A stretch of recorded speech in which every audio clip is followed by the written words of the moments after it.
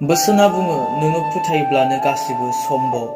बेयाव नोंसो होननानै बुंदों, गाव गावनि फोथायनायखौसो बुंदों, गुबुननि फोथायनायखौ बुङाखै। गावनि फोथायनायजोंसो गासिबो सम्भव। नाथाय गोबाङानो बुङो आरजनि खावलायनायाव फोथायनायाव देरलांनाय बायदि आरज खालामनानै हो, एबा साबसिनै फोथायनो हानाय बायदि आरज खालामनानै हो होननानै। फोथायनाया सोरबा पास्टरनि आरज खालामनायनि थाखाय बारायलाङा। फोथायनाया सोरबा एपस्टलनि आरज खालामनायनि थाखाय साबसिन जाया।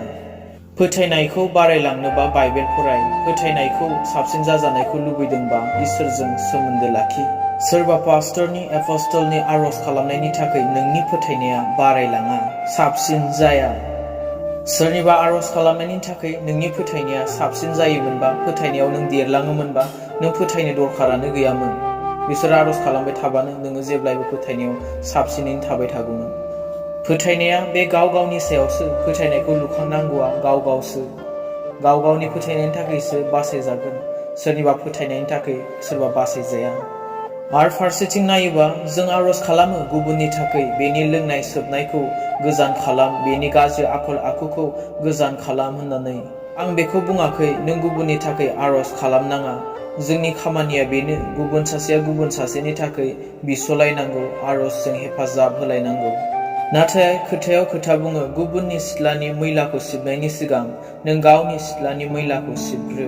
दिनै नोंनि फोथायनायानो नोंनि गाज्रि आखलखौ सोलायहोनो हायाखैबा, गुबुननि गाज्रि आखलखौ बोरै सोलायहोनो नागिरखो नों?